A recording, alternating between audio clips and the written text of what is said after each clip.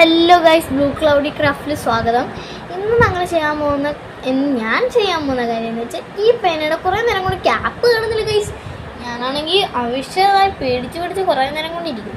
അതുകൊണ്ട് ഞാൻ എന്താ ചെയ്യാമെന്ന് വിചാരിച്ചു, ഞാൻ തന്നെ ഒരു ഡെക്കറേറ്റ് ചെയ്യാമെന്ന് വിചാരിച്ചു. ഡാണ്ട് ഗൈസ്, അപ്പം നമുക്ക് ചെയ്യാം. ഓക്കെ ഗൈസ്, ദാണ്ട് എൻ്റെ ഷീറ്റ് പേപ്പർ ഞാൻ ഇപ്പോഴാണ് ഇത് കാണുന്നത്. എൻ്റെ കയ്യിൽ ഇപ്പോൾ ഷീറ്റ് പേപ്പർ ഉണ്ടായിരുന്നു. ഇനി നമുക്ക് എന്തോ ചെയ്യാം, നമുക്ക് ഇതിനകത്ത് ഗ്ലൂ ഒഴിക്കാം. ഞാൻ നല്ല കണക്ക് വരയ്ക്കാൻ നോക്കി, പക്ഷെ ഇവിടെ ഫ്ലോപ്പായി പോയി. അപ്പം നമുക്ക് ഗ്ലൂ ഒഴിക്കാം. അപ്പം ഗൈസ്, നമുക്ക് ഗമ്മ ഇങ്ങോട്ട് ഒഴിച്ചിടാം. അപ്പം നമ്മുടെ ഗമ്മക്കുട്ടൻ അങ്ങോട്ടങ്ങ് ഒഴിച്ച് പോവാം. അയ്യോ ഗൈസ്, പണി പറ്റിയെന്നാണ് തോന്നുന്നത്. ഇനി നമുക്ക് അതിൻ്റെ പുറത്തോട്ട് നമുക്ക് ഇതില്ലേ, ആ പേന നമുക്ക് അങ്ങോട്ട് വെക്കാം. പതിയാണ് ഗൈസ് ചെയ്യുന്നത്. ഫ്ലോപ്പായ പിന്നെ ആദ്യം തൊട്ട് ഷീറ്റൊക്കെ എൻ്റെ കൈ ഷീറ്റില്ല ഗൈസ്. അപ്പം പിന്നെ ഇതാണ്ട് ഇനി നമുക്കിവിടെ അപ്ലൈ ചെയ്യാം. അപ്പം ഗൈസ്, പണി പറ്റിയെന്നൊരു സംശയം, അതുകൊണ്ട് ഞാൻ ഒന്നും കൂടി ചെയ്യുവാണേ. അപ്പം നല്ല കണക്ക് വൃത്തിയായിട്ട് ഞാൻ നല്ല കണക്കൊന്ന് റൗണ്ട് ചെയ്തെടുക്കുന്നുണ്ട്. അതുകൊണ്ട് നല്ല കണക്കൊരു ഞാൻ വീണ്ടും ഗമ്മൊക്കെ ഒഴിച്ച് സെറ്റാക്കി. നമുക്കിതിന് അധികം ഗമ്മൊന്നും ആവശ്യമില്ല അല്ലെങ്കിലും. ഇതാ അപ്പം എന്താണ്ട് ഗൈസ്, നമുക്ക് ഈ മൂലയുള്ള അത് കുഴപ്പമില്ല. ഓക്കെ, അടുത്ത് നമുക്ക് ക്യാപ്പ് ഉണ്ടാക്കാം. അപ്പം ഗൈസ്, എൻ്റെ കയ്യിൽ ഈ ഷീറ്റൊന്നും ഉണ്ടായിരുന്നു. അപ്പം ഞാൻ ഇതിൻ്റെ അളവ് വെച്ച് എടുക്കുകയാണേ. എളുപ്പമാണെന്നൊന്നും കഴുകണ്ട. പിന്നെ അതാണ്ട് പിന്നെ ഞാൻ ഇച്ചിരി ഗമ്മ വെച്ച് കൊടുക്കുന്നുണ്ട് ഗൈസ്.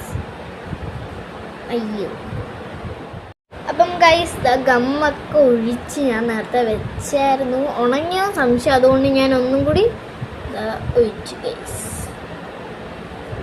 എനിക്കെന്തോ ഒരു പേടി എനിക്ക് ഗൈസ്, ഇത് ഫ്ലോപ്പായ പിന്നെ അയ്യോ പിന്നെ അപ്ലൈ പറഞ്ഞില്ലേ ഗൈസ്, ഇത് ഫ്ലോപ്പാവോ ഇല്ലയോ എനിക്ക് തന്നെ പേടിയാവും.